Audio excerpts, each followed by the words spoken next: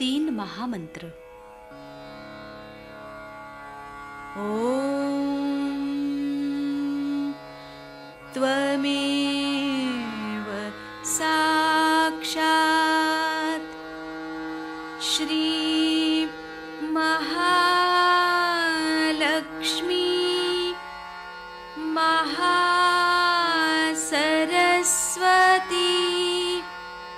महाकाली त्रिगुणात्मिका कुंडलिनी साक्षात् श्री आदिशक्ति माताजी श्री निर्मला देव्यै नमो नमः। ॐ त्वमेव साक्षात् श्री कल्की साक्षात् श्री आदिशक्ति माताजी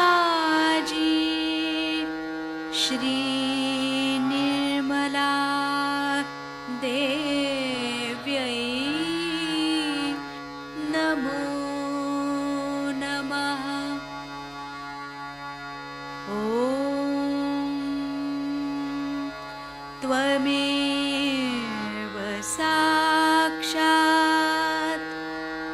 श्री कल्की साक्षात् श्री सहस्रार स्वामिनी मोक्षप्रदायिनी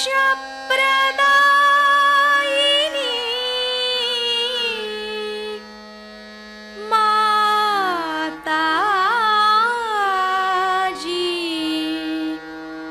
श्री निर्मला देव्यै नमो नमः। श्री गणेश मंत्र।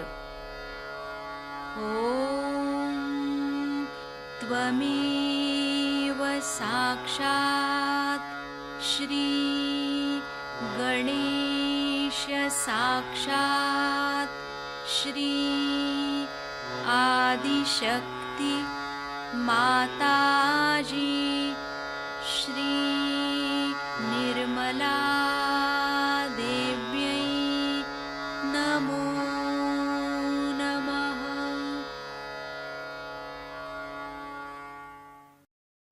जय श्री माता जी। दोनों हाथ माँ के सामने, हृदय में श्री माता जी को देखेंगे। परम पूजनीय श्री माता जी, कृपा करके हम सभी के हृदय में अपना स्थान ग्रहण कीजिए। बार बार श्री माता जी को हृदय में आवाहन करेंगे। श्री माता जी, कृपा करके हम सभी के हृदय में अपना स्थान ग्रहण कीजिए। श्री माता जी, हम सबको क्षमा कर दीजिए, हम सभी अज्ञानी हैं। संपूर्ण चित्त बीचों बीच हृदय में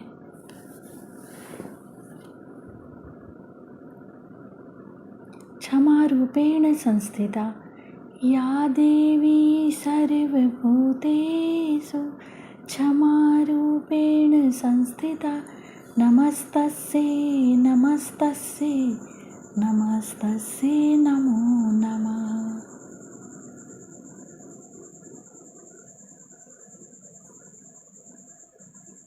धीरे धीरे अपने संपूर्ण चित्त को दोनों हाथों पे अपने चित्त में श्री माता जी को हमेशा रखेंगे।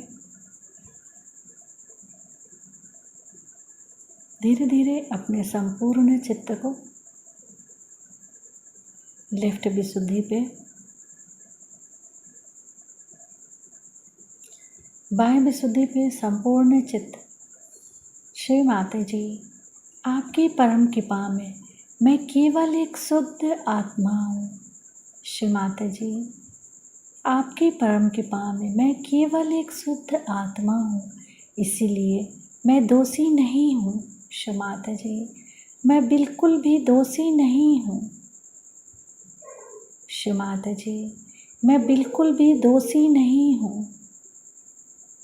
श्री माता जी, मैं बिल्कुल भी दोषी नहीं हूँ। संपूर्ण चित्त बाएं विशुद्धि पे ही श्री विष्णु माया मंत्र।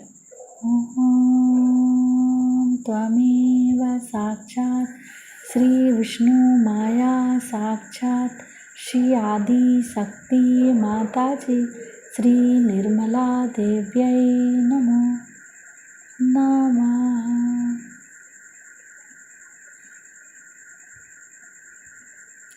बाएं विशुद्धि पर अपने चित्त को क्लॉकवाइज घुमाएंगे 7 टाइम्स।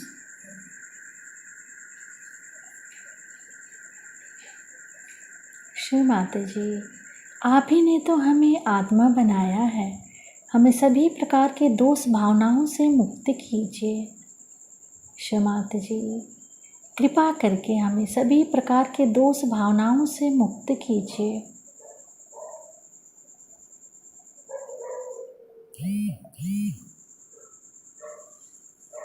धीरे धीरे अपने संपूर्ण चित्त को लेफ्ट आज्ञा,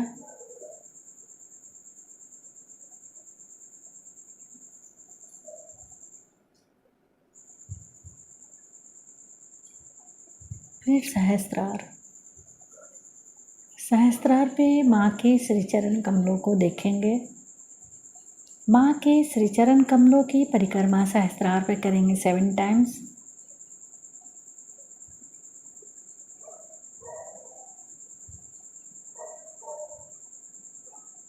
श्री माता जी, कृपा करके हमें निर्विचार कर दीजिए।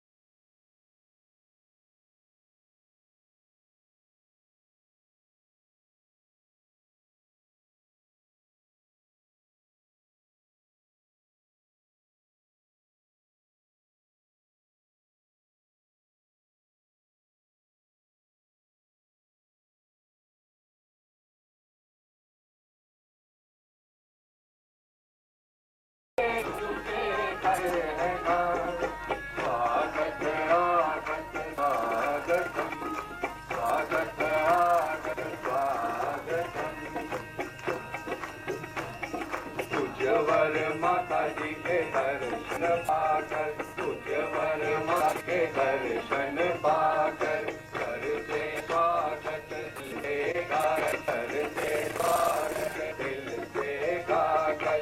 प्रेम फूलों की माला पहनाते हैं हम, प्रेम फूलों की माला पहनाते हैं हम। स्वागत आगत स्वागतम, स्वागत आगत स्वागतम। निर्मल मन हमारी, निर्मल मन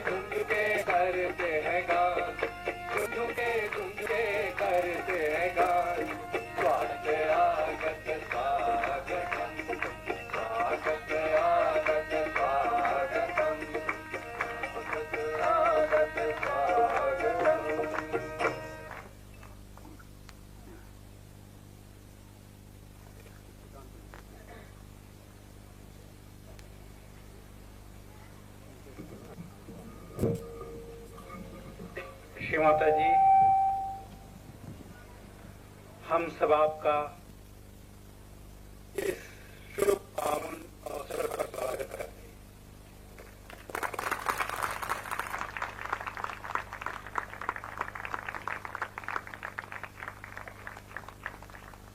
ये हम सब लोगों का सौभाग्य है कि माता जी, जब भी हम लोगों ने चाहे शिक्षा की है, हमेशा हम लोग बीच में आए हैं। जैसा कि शास्त्रों में लिखा हुआ है कि जो भक्त चाहता है भगवान उसको वैसा ही देता है। हम लोगों ने जब भी श्री माता जी से कुछ भी मांगा है वैसा हमेशा हमको मिला है।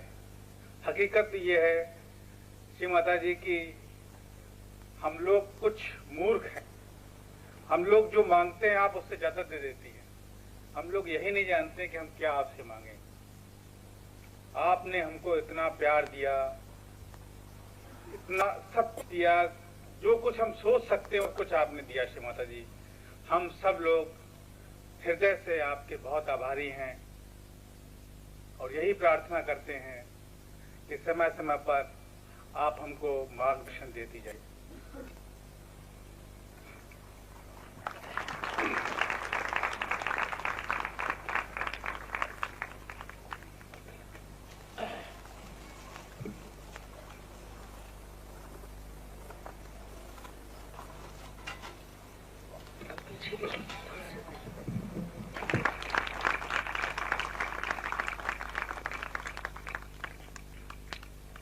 आप तो इतिहास का जानते हैं और पौराणिक बात भी जानते हैं कि होलिका को जलाने पे ही होली जलाई जाने लगी और इसमें किसानों के लिए भी उनका सब काम खत्म हुआ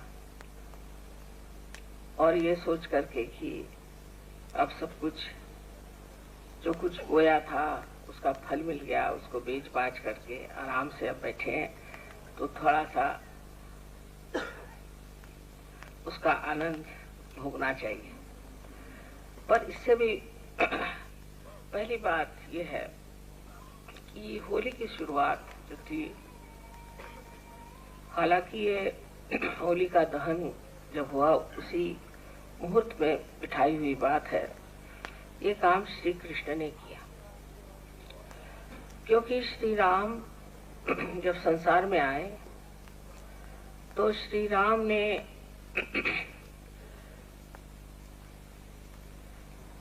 मर्यादाएं बांधी अपने स्वयं, अपने जीवन से, अपने तौर तरीकों से, अपने आदर्शों से, अपने व्यवहार कि मनुष्य जो है मर्यादा पुरुषोत्तम की ओर देखे। ये मर्यादा पुरुषोत्तम जो है ये एक चरित्र, एक महान आदर्श हम लोगों के सामने रखा गया कि जो राज्य करता है, जो राजा है, वो भिखारी होने चाहिए, जिसे कहा है। वो आदर्श स्वरूप हमारे श्री राम इस संसार में है और इतना बड़ा आदर्श उन्होंने सबके सामने रखा कि लोगों के हित के लिए, जन के विचार, जन मत के लिए उन्होंने अपनी पत्नी का त्याग कर दिया। हालांकि उनकी पत्नी साक्षात महालक्ष्मी थी, वो जानते थे कि उन्हें कुछ नहीं हो सकता, तो भी लोकाचार में दुनिया के सामने उन्होंने अपनी पत्नी को त्यागा कि जिससे लोकमत हमारे प्रति विक्षुब्ध न हो और लोकमत का मान रहे। लेकिन वर्तमान काल में हम देखते हैं कि हमारे यहाँ लोकमत का जरा भी विचार नहीं किया जाता। लोग बिल्कुल निर्लज्जता से राज्य करते हैं और उसके प्रति ध्यान नहीं देते। उसकी वजह यह है कि मर्यादा पुरुषोत्तम के बारे में ही लोग जानते नहीं, या जानते हैं तो उसे समझते नहीं, और समझते हैं तो भी उसे अपनाते नहीं, कि ये कितनी आवश्यक बात है कि जो राज्य करते हो वो अपनी मर्यादाओं में रहें, अपने को मर्यादाओं से बांधे, और तभी सारा संसार जो है उस मर्यादाओं में बांधा जाएगा। लेकिन राज्य करते ही अगर किसी मर्यादा के बगैर, किसी आदर्शों के बगैर या किसी विशेष तरह की प्रणाली के बगैर करना चले तो समाज तो घातक होगा ही, पर सबसे ज्यादा जो राजकीय और विश्व बंधुत्व है वो सारा ही नष्ट हो जाए। आज मनुष्य जो है अपने देश में भी बहुत संकीर्ण होता जा रहा है, क्योंकि हमने अपनी मर्यादाएं जो बांधनी थी वो नहीं बांधी, और जो नहीं बांधनी थी वो बांधी। जैसे हम अपने को मैंने आपसे पहले बताया, दिल्ली वाले समझते हैं या हम बम्बई वाले समझते हैं, फिर दिल्ली बम्बई वाले, फिर दिल्ली में भी हम लोग कोई है तो वो बम्बई शहर वाले हो गए, फिर वो ओल्ड दिल्ली वाले हो गए, कोई नोएडा वाले हो गए, फिर करते करते इस तरह की हम अपनी सीमाएं बांधते जा रहे हैं कि जब हम विश्व बंधुत्व में उतरे, जब हम विश्व के एक सिटीजन हो गए हैं, तब भी हम इस तरह की छोटी छोटी मर्यादाओं में बंधे हुए हैं। और जो मर्यादाएं हमें अपने व्यक्तित्व में, पर्सनालिटी में बांधनी चाहिए, वो हमने नहीं बांधी, जो श्री राम ने बांधी थी। क्योंकि आप जानते हैं कि श्री राम एक विश्व के लिए आदर्श राजा के रूप में आए थे, लेकिन उनका अपना स्वयं का जीवन एक आदर्श और मर्यादाओं से बंधा हुआ था। तो जिन मर्यादाओं को हमने बांध रखा है उससे तो हम क्षुद्र हो जाएंगे, छोटे हो जाएंगे, संकीर्ण हो जाएंगे। पर जो मर्यादाएं श्री राम ने अपने चारों तरफ बांधी हुई थी, उससे हम सबल हो जाएंगे। जैसे कि समझ लीजिए कि एरोप्लेन है और उसके अंदर के सारे जो कुछ भी स्क्रूज वगैरह हैं, वो अगर ठीक से न बांधे जाए और वो अगर ठीक से न जोड़े जाए या वो कार्यान्वित न हो, तो जब ये एरोप्लेन उड़ेगा तो सब अव्यवस्थित हो जाएगी, उसकी जितनी भी शक्ति सब नष्ट हो जाएगी। जो मर्यादाएं हमारे शक्ति को नष्ट करती है वो तो हम बहुत आसानी से बांध लेते हैं, किंतु जो मर्यादाएं हमारे शक्ति को बढ़ाती है, हमारा हित करती है, इतना ही नहीं हमें एक प्रभुत्व देती है, एक व्यक्तित्व देती है, एक बड़प्पन देती है, उसको हम नहीं मानते। यही एक बड़ा भारी दोष हमारी सूझबूझ का और विचार का है।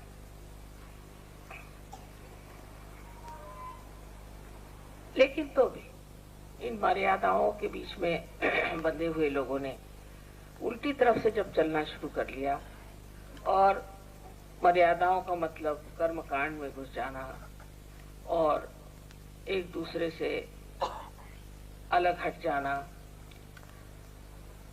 या जैसे रामचंद्र जी ने पत्नी का त्याग कर दिया वैसे हम भी अपनी पत्नी का त्याग करेंगे। पत्नी ने भी उनका फिर बाद में त्याग कर दिया था, लेकिन अपने ढंग से, अपनी स्त्रीत्व की लाज रखते हुए उन्होंने अपने ढंग से रामचंद्र जी का भी त्याग कर दिया था। तो जब हम अपने को इस तरह से संकीर्ण बनाते जा रहे हैं और बनते जा रहे हैं, तब हमको चाहिए कि हम अपनी ओर थोड़ा विचार करें कि हमने कौन सी मर्यादाएं बांध रखी हैं और कौन सी मर्यादाओं में हम बनते चले जा रहे हैं, और कौन सी मर्यादाएं जो हमने बांधनी चाहिए थी बिल्कुल बांधी ही नहीं। उसके वजह से हमारा सारा सामाजिक जीवन, राजकीय जीवन और विश्व बंधुत्व की भावनाएं सब एकदम अस्त व्यस्त हो गई, ढीली पड़ गई। लेकिन जो मर्यादाएं श्री रामचंद्र जी बांधे थी उससे इसी तरह की मर्यादाएं लोग जो बांधने लगे, जिसे मैंने आपसे बताया, और इसी तरह से कर्म कांडों में आदि में जब वो जाने लगे, और धर्म माने एक बड़ी भारी कोई न कोई ऐसी चीज की जिसमें आप हंस भी नहीं सकते, बोल भी नहीं सकते, आप उपास करिए, तपास करिए, इस तरह के जो उस वक्त के ब्राह्मणाचार थे और जो पंडितों ने इस तरह की गलत चीजें सिखा दी कि यही धर्म है। धर्म का मतलब है आप कर्मकांड करो, इसमें पैसा दो, उसमें पैसा दो, और गंभीरता से रहो, हंसो मत, बोलो मत, किसी से मिलो मत, एकांत में रहो। इस तरह की जो धारणाएं लोगों ने बना ली, उसको तोड़ने के लिए श्री कृष्ण ने जन्म लिया। वो श्री राम स्वयं साक्षात श्री कृष्ण थे, उन्होंने जन्म लिया। और उन्होंने फिर कहा कि सारा कृष्ण बन के आए, तब उन्होंने लीलाएं रची और सारे संसार में लीला का प्रचार किया। दूसरी बात ये कि श्री राम ने जन की गहराई को किस तरह से छूना चाहिए, इसमें भी खेल रचा।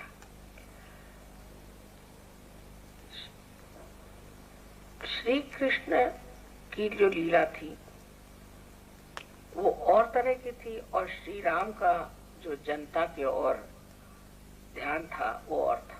क्योंकि आप जानते हैं विशुद्धि चक्र पे जन हो जाता है, और नाभि चक्र पे आपने देखा है कि धारणा हो जाती है। विशुद्धि चक्र पे आप जन पे आ जाते हैं, माने कलेक्टिविटी पे आ जाते हैं, सामूहिकता पे आ जाते हैं। सो जब आप कलेक्टिविटी में आ गए तो कलेक्टिविटी में भी किस तरह से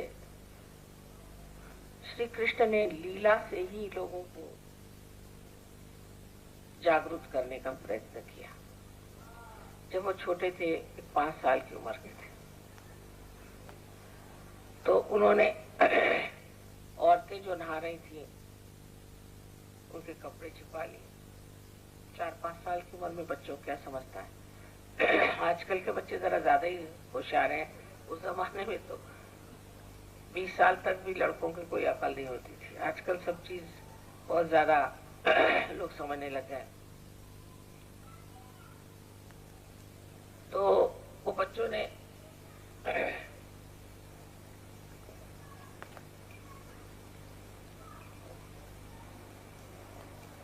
उस जमाने के बच्चों ने जैसा जीवन बिताया, उस दृष्टि से देखा जाए तो श्री कृष्ण तो बिल्कुल ही आजकल की एक समझ लीजिए 1 महीने के बच्चे के बराबर होंगे। क्योंकि आजकल के तो बच्चे इतने जल्दी बढ़ जाते हैं, कुछ समझ ही नहीं आता, उनको दुनिया भर की बातें मालूम। तो इस तरह से एक बड़ी अबोधिता में उन्होंने औरतों के कपड़े छिपा लिए, और ये लोग जमुना जी में नहाती थी। जमुना जी में सीता जी के पास महालक्ष्मी से ही उत्थान होता है। महालक्ष्मी तत्व से ही आप लोग अपने सहयोग में जो कुछ प्राप्त कर चुके हैं वो प्राप्त किया। तो उनकी पीठ पर ऊपर बैठ करके वो देखते थे कि किसी तरह से इनकी जागृति करें। दृष्टि इनकी पीठ पर रखते थे। उसके बाद जो औरतें घड़ा लेकर चलती थी, उनके घड़े पीछे से तोड़ते थे कि वो जो जल, जो कि जमुना जी का जल है, जो कि चेतित हो गया है, वाइब्रेट हो गया है, उसे फोड़ देने से वो जल इनके पीठ पर गिर जाए तो उससे इनकी भी जागृति हो जाएगी, इनका खेल देगी। उसके बाद रास, रा माने शक्ति और स माने सहित, जैसे सहज है। तो रास खेलते थे हाथ पकड़ के, तो सब लोग थक जाते थे। सीता जी श्री राधा जी कहती थी मैं तो थक गई। रा फिर वही शक्ति की धारणा करने वाली। अच्छा कोई बात नहीं, मैं तुम्हारे पैर दबा दूंगा पर तुम अभी नाचो। सबको नचाते थे, सब रास खेलते थे, रास में सब लोग नाचते थे। और रास में नाच करके और वो राधा जी की शक्ति सब में संचारित करते थे। मुरली बजाते थे। मुरली भी एक तरह से कुंडलिनी है, क्योंकि उसमें भी छिद्र वैसे ही होते हैं जैसे कुंडलिनी में चक्र होते हैं। और उस नृत्य के द्वारा वो राधा जी के जो शक्ति थी सबके हाथों में से बहाती थी। इस प्रकार उन्होंने लीला रचाई। पर बाद में होली का भी उन्होंने एक बड़ा सुंदर तरीका ढूंढ निकाला कि पानी में रंग मिलाए। आज के जैसे गंदे रंग पहले नहीं होते थे। आप तो जानते हैं कि टेसू के फूल के और बड़े सुगंधित रंग पहले बनाए जाते थे, बहुत संजो करके, पवित्र चीज समझ करके बनाया जाता था। हर त्योहार उस जमाने में जो भी बनाया जाता था, हमारे जमाने में भी, तो वो बहुत पवित्र चीज समझी जाती थी। अब तो अपवित्र चीज ही अच्छी मानी जाती है। ऐसा कुछ नजर आता है कि कीचड़ है, ये है, वो है, लोग फेंकते हैं। ये तो अनादर इस तरह के बना करके और वो चेतित पानी जो था, वाइब्रेटेड पानी, वो सबके बदन पे फेंकते थे, जिससे ये कि उनका अंग प्रत्यंग चेतित हो जाए। ये उनका चाल, ये उनका खेल था। ये नहीं कि आप लोगों पे ऐसी ऐसी चीजें फेंके। मैंने तो सुना कि एक साहब के प्राण चले गए, उन पे कुछ गुब्बारा मारा गया था। कितनी शर्म की बात है। जो चीज सुंदर से सुंदर भी किसी भी अवतरण में बनाई गई, उसका किस तरह से भी प्रयास करना चाहिए, उसको किस तरह से कबाड़ा करना चाहिए, उसको किस तरह से बिल्कुल ही निम्न स्तर की चीज बनानी चाहिए, ये सिर्फ इंसान से नहीं हो सकता, जानवर भी नहीं सकता। इंसान को ये खास चीज है कि वो पता नहीं इनको क्या हो जाता। रंग खेलते खेलते रंग खत्म हो गया तो उन्होंने कीचड़ उठा लिया, कीचड़ खत्म हो गया तो गोबर उठा लिया, गोबर खत्म हो गया तो उन्होंने टार उठा लिया। जो चढ़ गया, अरे भाई किस चीज की होली हो रही है, उसका तत्व ही खत्म कर देना। और उसकी सारी जो सुंदरता है कि इसे हमारे आपसी प्रेम को बढ़ावा मिले, जन जन के बीच तेजी से चल फेंका जाए और उससे भी बढ़ के आपसी मेल हो जाए। जो कुछ भी हमारे अंदर दुष्ट भावनाएं एक दूसरे के प्रति, उसकी सब क्षमा हो जाए। सब आपस में एक तरह से बहुत ही ज्यादा स्वच्छंद होकर के, तन्मय होकर के एक साथ हो निकले। उसमें कोई पाप की भावना नहीं होनी चाहिए, कोई हृदय में खराबी नहीं होनी चाहिए। इस तरह से ये इतनी सुंदर चीज बनाई थी, लेकिन उसका जो विपर्यास अभी हम देखते हैं तो बड़ा आश्चर्य होता है। जैसे पूना में गणपति की जब आराधना होती है आजकल, तो वहाँ गंदे गंदे सिनेमा के गाने, इस तरह की चीजें होती हैं कि आप वैसे तो कभी सुनेंगे नहीं, पर अब गणपति के सामने खड़े हुए और वहाँ आपको सुनाई पड़ता। और शराब पी करके उनके सामने छीना। गुजरातियों में रास, आजकल रास का बहुत करते हैं नवरात्रि में, तो शराब पीकर सब लोग आते, औरतें और आदमी सब शराब पीकर आते और बढ़िया बढ़िया कपड़े पहनना, वो तो ठीक है, लेकिन वो सब इसलिए और क्या वहाँ शुरू हो जाता है। खास करके लंदन में एक बार उन्होंने मुझे, आप देवी हैं, आप आइए, मैं देखने गई, वहाँ जो देखा तो मैं तो वहाँ तो सारे शराबी लोग, बिल्कुल औरतें, लड़कियाँ, शराब पी करके, और इतनी इतनी अश्लील तरीके से आपस में वो लोग व्यवहार कर रहे थे कि मैंने कहा कि देवी तो यहाँ से उठ जाएंगे तो भूत ही नाच सकते। उसके दूसरे दिन पेपर में आ गया कि इनके यहाँ जो रास होती है वो ऐसी होती है, उसमें ऐसा होता है, वैसा होता है। यानी जहाँ की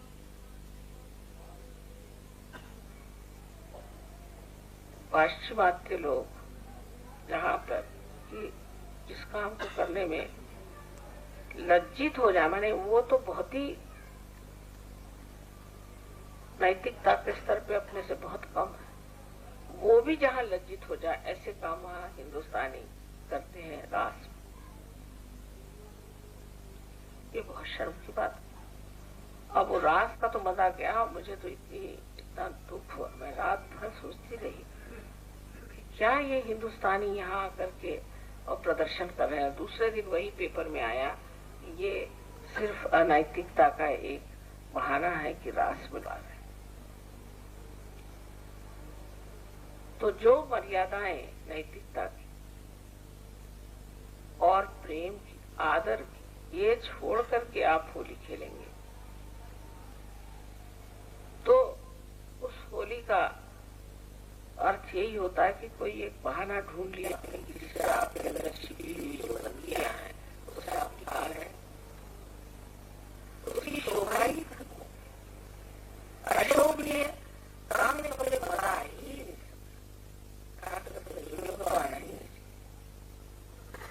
सब कुछ शोभनीय होनी चाहिए। रात तालबद्ध स्वरबद्ध होता है। रास में ये नहीं कि धमाधम बजा रहे हैं और जो है इसके ऊपर गिरा जा रहा है, उधर गिरा जा रहा है। इसमें तालबद्धता है, स्वरबद्धता, शुद्ध चित्त हो, इसलिए रास होती है। क्योंकि नृत्य करते वक्त मनुष्य का ध्यान नृत्य के लय पे और सुर पे होता है और इसलिए उसका चित्त शुद्ध हो जाता है। पर उस वक्त मैंने तो देखा उनका ध्यान कहीं और ही था। तो ये होली का त्योहार जो श्री कृष्ण ने लीलाधर ने बनाया, उसकी विशेषता ही ये थी कि बस इसे एक लीला एक लीला है। और संयोग में भी आपने देखा होगा कि आप लोग बाकी एक लीला में हो रहे हैं, संगीत और हर चीज में आप तन्मय हो जाते हैं और आनंद उत्सव को उठाते हैं। आप प्रेम से और बहुत शुद्ध भाव है, संयोग में लोगों में बहुत शुद्ध भाव है और बहुत नैतिकता से आप सारा कार्य सुंदरता से करते हैं, इसमें कोई शक नहीं। लेकिन लीलामय होना ही तो विशुद्धि पे रुक जाना हो। विशुद्धि पे लीलामय है, फिर उससे आगे आज्ञा पे चलना है। तो जो आज्ञा का चक्र है ये तप है, ये तप है। तब आपको होलिका का जलना सोचना चाहिए कि हाँ, कि प्रहलाद के तप के कारण होलिका जल गई।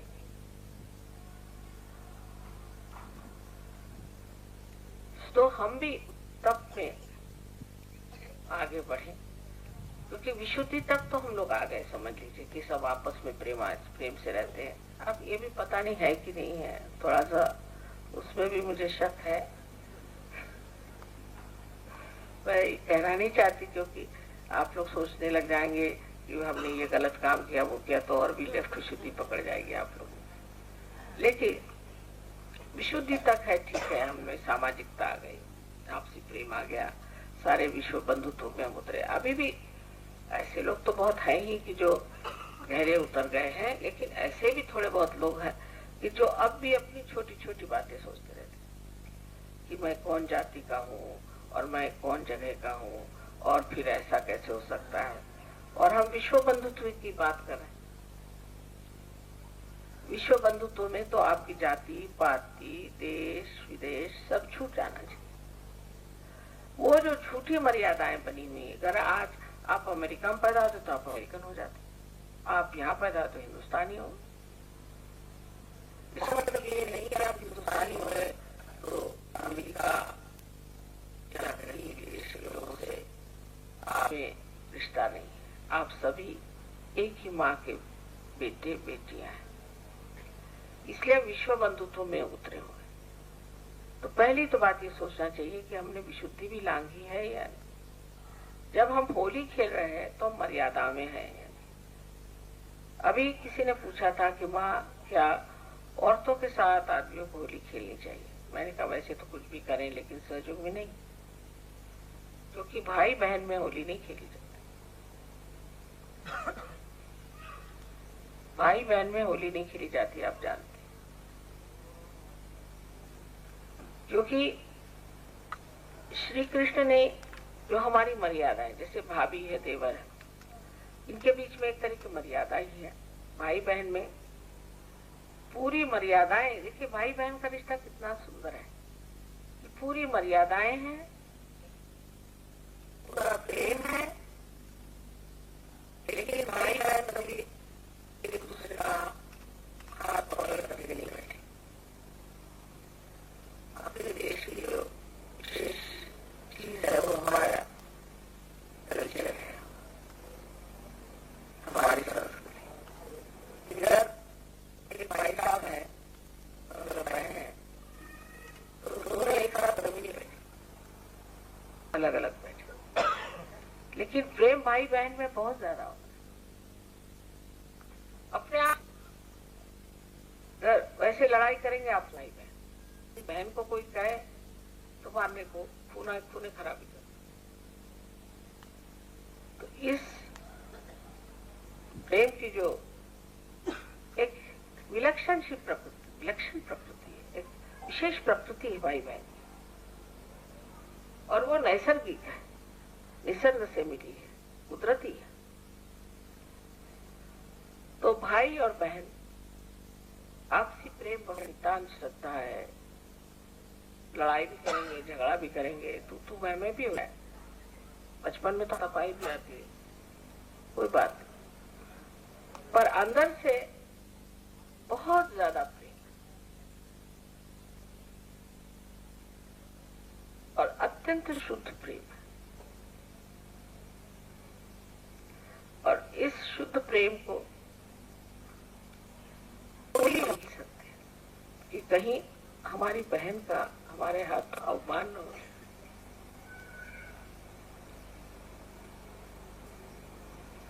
भाई भावज है और देवर है, वो आपस में मजाक हो जाएगा, उनके कपड़े फाड़ डाले, कुछ भी करे, चल जाता है। वैसे करना नहीं चाहिए, लेकिन उनका रिश्ता और। लेकिन भाई बहन के रिश्ते में एक तरह का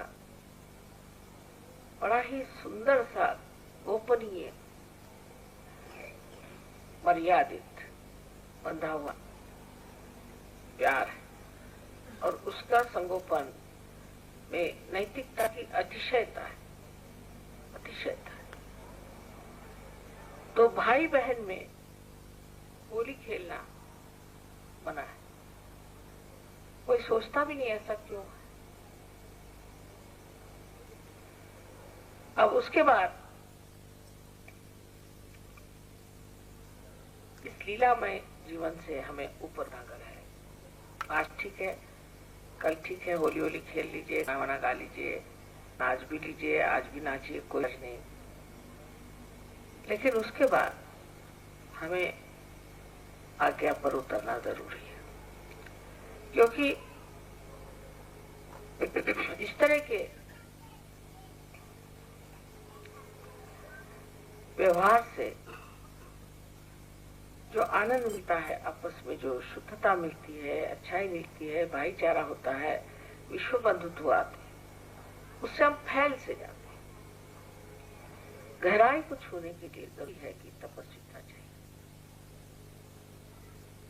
फैल हम जाते हैं बहुत, सहयोग बहुत जल्दी फैलता है।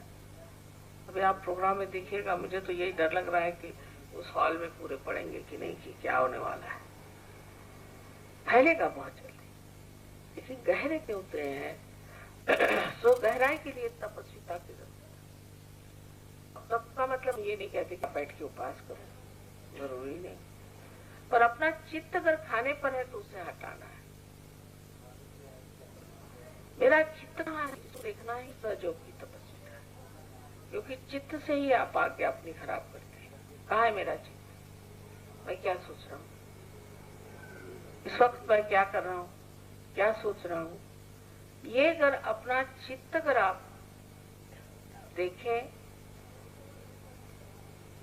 अंतर मन को हमेशा अपने सामने रखें, तो आपका चित्त जो है वो आज्ञा में प्रकाशित हो जाएगा। यही तपस्या है कि अपने चित्त का निरोध और चित्त का अवलोकन, चित्त का विचार। अब देखिए आपका चित्त कहाँ गया, मैं आपका चित्त कहाँ है, चित्त की बात करेंगे, चित्त कहाँ गया।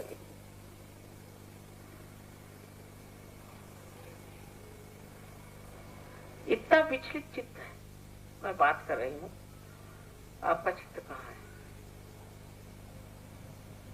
सो चित्त की ओर नजर रखना। चित्त का निरोध माने जबरदस्ती नहीं, लेकिन अब आत्मा के प्रकाश में अपने चित्त को देखने से अपना चित्त जो है वो आलोकित हो जाता है। एकाग्र होकर के अपना चित्त देखना चाहिए, किसी भी चीज को देखना है। जैसे अब ये खंबा है मेरे सामने, इसमें सुंदर से फूल लगे हुए, अब हर कटाक्ष में निरीक्षण हो जाता है। ये सारा मुझे अब याद है, कहाँ पर कौन सा कहाँ कितना अंतर रह गया, क्या हो गया, पूरा पूरा चित्र सा बन गया। क्योंकि चित्त की जो एकाग्रता है उसी से ये चित्र बनता है, उसी से आपकी बुद्धि अच्छी हो जाती है, सब चीज पूरी तरह से आप जान सकते हैं। चित्त ही सब चीज जानी जाती है। लेकिन चित्त अगर विचलित, आप कोई भी चीज को गहराई से नहीं पकड़ सकते, ऊपरी तरह से।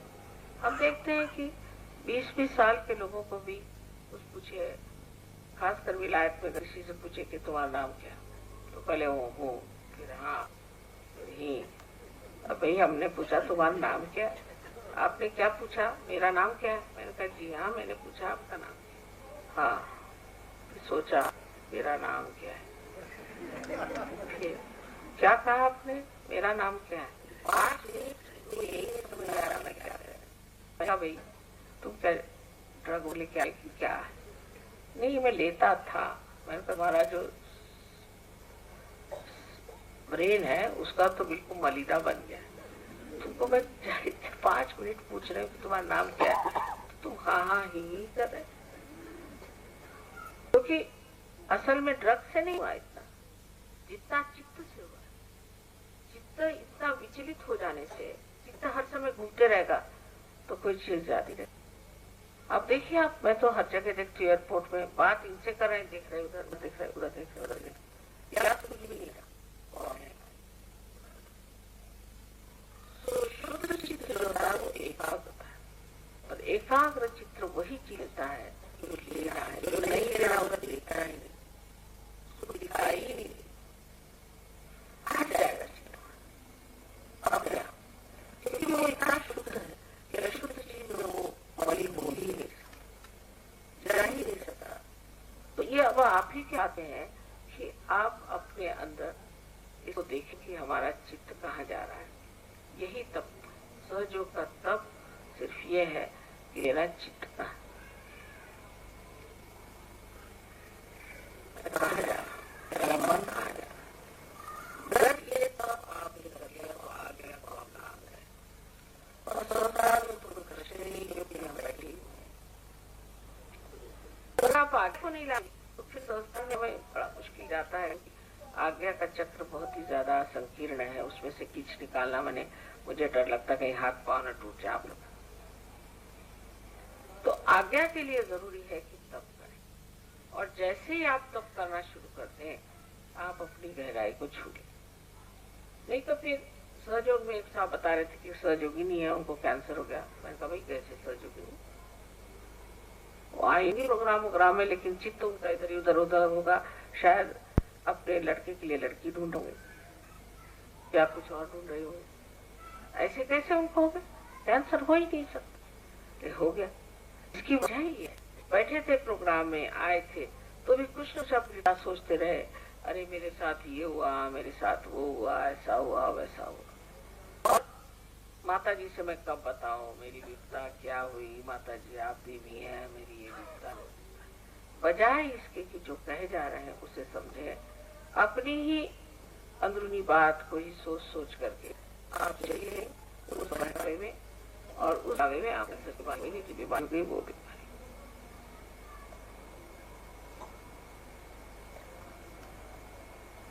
ऐसे ही मानसिक बातें हम क्या सोच रहे हैं, मन में हमारे कौन से विचार आ रहे हैं? सब यही ना कि हम पे ये दुख है, वो है, ये पहाड़ है। लेकिन सोचना कैसे, काउंट योर ब्लेसिंग्स, अपने पे कितने आशीर्वाद है परमात्मा के। जिस दिल्ली शहर में करोड़ों लोग रहते हैं, चित्तों को सहयोग हुआ। हम कोई विशेष व्यक्ति हैं, ऐसे वैसे नहीं कि अपने चित्त को बेकार करें। हमें सहयोग मिला है, इसकी धारणा होनी चाहिए अंदर से, और उस अंतर मन में उतरना चाहिए।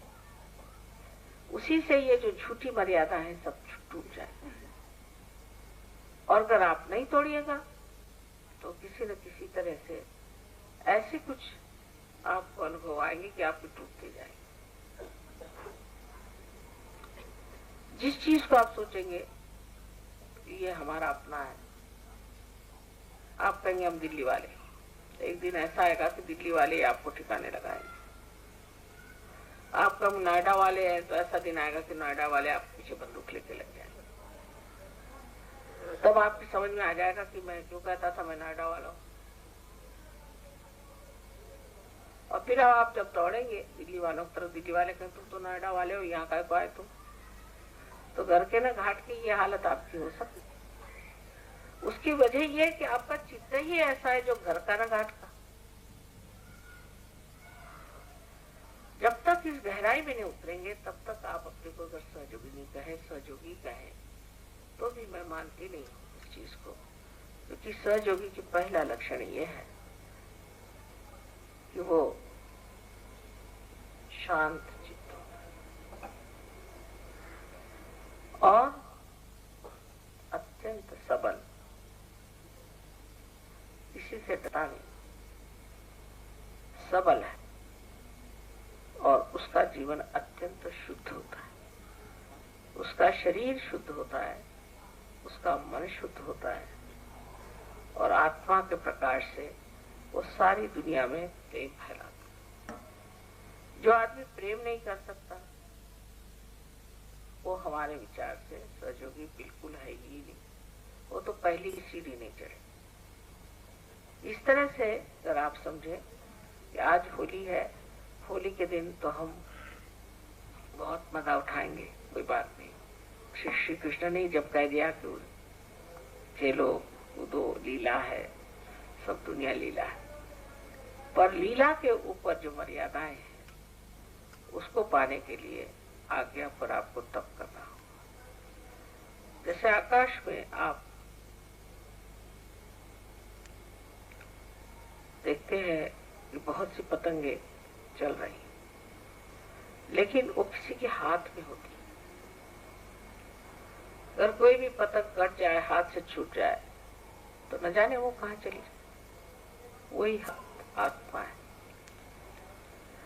तो अपने चित्त को अपनी आत्मा की ओर रख, अपने को शुद्ध करते जाना ही सहयोग में तप स्वरूप है। इसके लिए आपने आज हवन किया, ये भी तप है,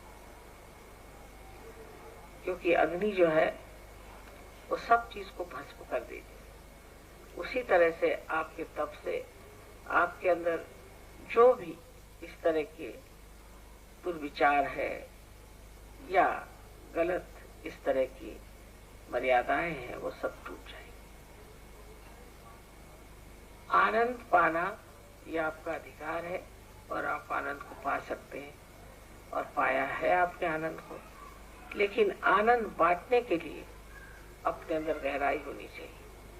अगर आप गंगा जी में जाएं और इतनी छोटी सी एक कटोरी ले जाएं तो आप कटोरी भर पानी लेके आ जाइए, लेकिन आप जब एक घाघर ले जाएं तो आप घाघर भर के ले आ सकते। पर अगर किसी तरह से आप ऐसा कुछ इंतजाम कर ले कि पूरी समय गंगा जी से पानी बहता आए अपने तरफ, तो आपके चारों तरफ गंगा ही बहते रहे, तो किस स्थिति में आप है वो देखना चाहिए।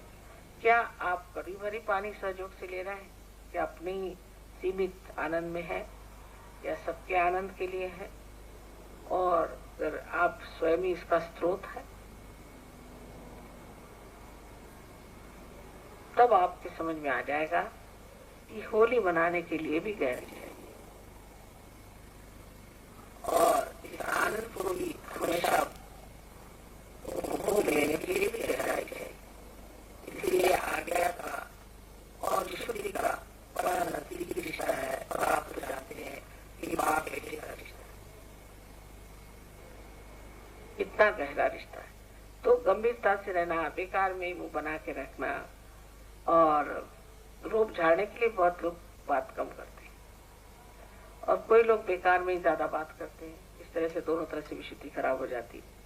लेकिन दूसरों को सुख देने के लिए अच्छी बात करना,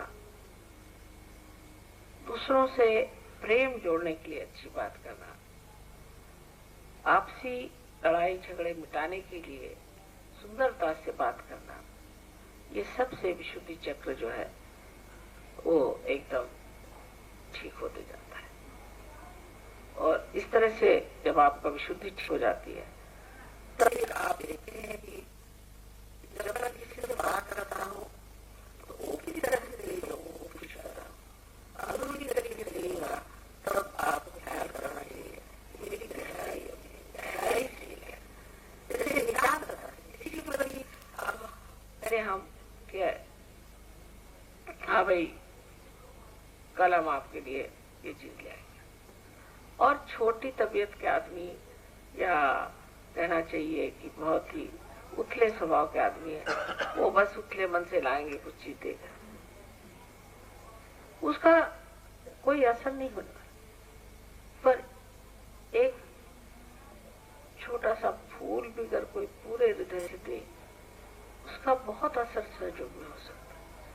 तो जिसे कहते हैं कि पूरे हृदय से कोई कार्य करे, किसी की दोस्ती है ऊपरी ऊपरी नहीं रखो, अंदरूनी रखो। वही चीज है कि जो कुछ भी विशुद्धि है, जब तक उसमें आज्ञा की गहराई नहीं होगी तब तक आपकी विशुद्धि जो है बहुत ही उथली रह जाएगी। आज्ञा की गहराई होना बहुत जरूरी है। आज्ञा की गहराई मानी ये कि कोई भी विचार करके आपने चीज नहीं करी, उसको कैलकुलेट करके नहीं करते कि मैं आज इनको 1 रुपया दूं तो मुझे मिल जाएगा। माता जी के पास अगर मैं 5 रुपए देता हूं तो मेरे को 100 रुपए मिल जाएगा, या ऐसा करने से ये हो जाए। नहीं, अंदर से मुझे लग रहा है कि करना ही चाहिए, सहयोग में मुझे करना ही चाहिए, मुझे देना ही चाहिए। मैंने कुछ नहीं दिया अभी तक, दिखाने के लिए नहीं, यहाँ पेपर में छप जाए हाँ सहयोग में इन्होंने 502 रुपए दिए, क्या कुछ इस तरह से नहीं। आपने जो भी किया हृदय से कि ये चीज क्यों नहीं मैं कर सकता, मुझे करना चाहिए, उसके बगैर चैन ही नहीं आनी चाहिए। मैंने कुछ नहीं किया। जब ये स्थिति आप में आ जाएगी तब आप समझ लीजिए कि आपकी गहराई जो है वो विशुद्धि पे काम कर रही है। और गहराई से जब आप विशुद्धि को प्राप्त करेंगे तभी आपका जनहित, जन संबंध और विश्व बंधुत्व है उसमें कोई ठोस पर आ जाए। नहीं तो ऐसे ही ठीक है जैसे कि राम राम, सलाम, नमस्कार, इतनी बात रह जाए। आज के इस होली के दिन हमें वो चीजें ना देनी चाहिए जिससे हमारा चित्त खराब जाता है, जिससे हमारा आज्ञा खराब हो जाता है। तो दोनों ही चीज है कि चित्त भी साफ हो जाए और आनंद और बोध में हम लोग होली मनाएं। जिस दिन इसका पूर्ण कॉम्बिनेशन बन जाएगा, इसमें एक रुता आ जाएगी दोनों चक्रों में, फिर सस्ता प्रश्न नहीं आएगा। पर यही दो चक्र जो है गड़बड़ करते हैं और विशुद्धि से ही निकल करके आप जानते हैं कि दोनों नाड़ियां ऊपर जा करके और आगे पर क्रॉस कर रही है। विशुद्धि से बहुत ही संबंध है। इसलिए विशुद्धि की ओर जब आप जाता है श्री कृष्ण की ओर, उनकी जो विशेषता थी वो थी राधा जी, और राधा जी का शक्ति, राधा जी की शक्ति थी आह्लाददायी, आह्लाददायी, दूसरों को आह्लाद देना, आनंद, दूसरों को आनंद देने की उनके अंदर शक्ति ही थी। उनको देखते ही लोगों को आनंद आ जाता है। जानवर है, पक्षी है, सब ये विशुद्धि की एक विशेष देन है कि सबसे संबंध जो है कि जो देखे खुश हो जाए, जो बोले खुश हो जाए, जो कहे सो खुश हो जाए, देखते साथ एकदम इसको कहते बाग बाग हो जाए। तो वो आह्लाददायी शक्ति जो कि फूलों में है, बच्चों में है, वो आह्लाददायी शक्ति आपके अंदर जागृत हो सकती है। लेकिन जब तक उसमें गहराई नहीं आएगी तब तक उस आह्लाददायी शक्ति ऐसी ऊपरी जबानी जमा खर्चे। तो इन दोनों का मेल आपको सोच लेना चाहिए। तो कोई सी भी आज ऐसी सीरियस बात तो मैंने कही नहीं, लेकिन समझाने की बात यह है कि हमारे अंदर गहराई का आना बहुत जरूरी है और गहराई से किसी चीज का आनंद देना भी बहुत जरूरी है। आपको सबको अनंत आशीर्वाद।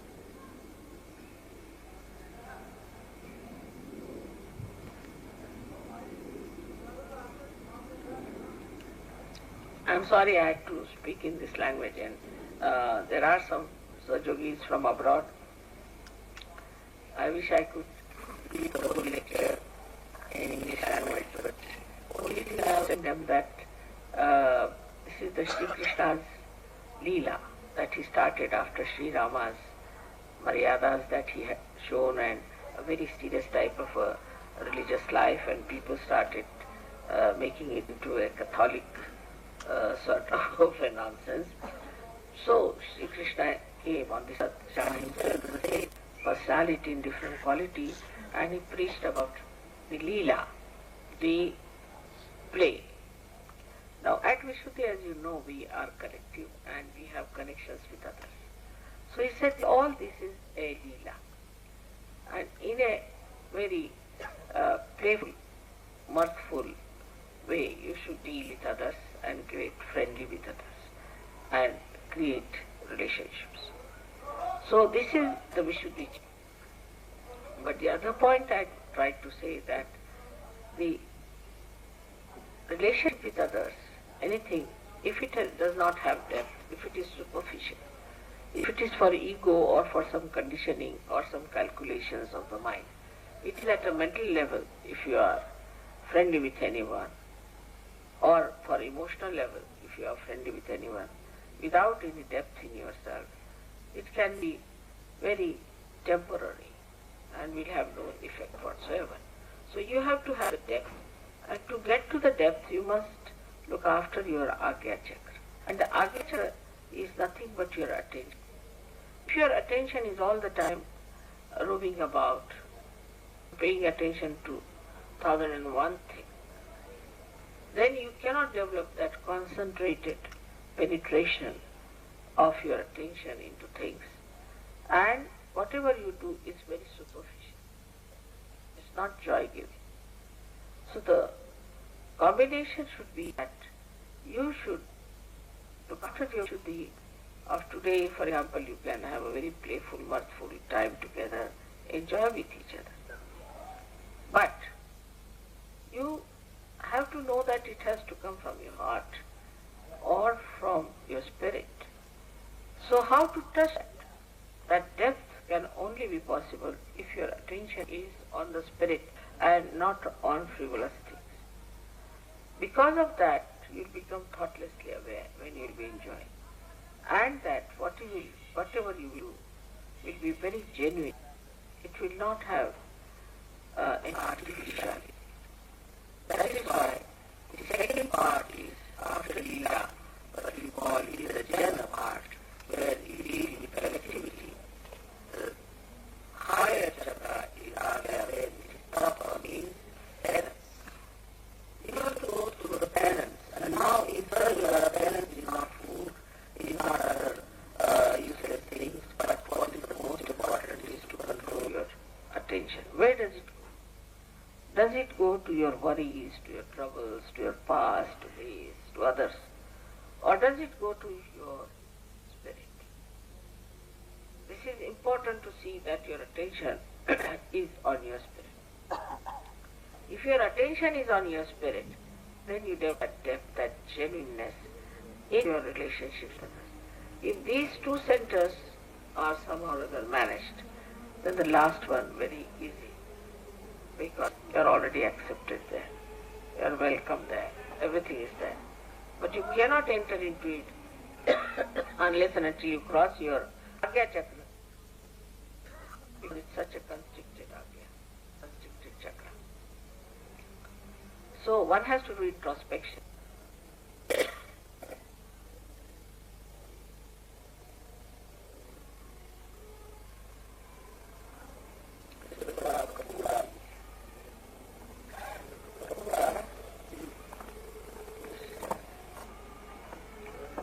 And that introspection is the one in which you watch yourself. Not condemn, but watch. Just watch. What am I doing? And this is such a precious time, such an important time to know your worth and to know your value. That you should not waste any time any longer into anything else, but try to touch your depths through introspection. Why am I doing this? What is my life worth?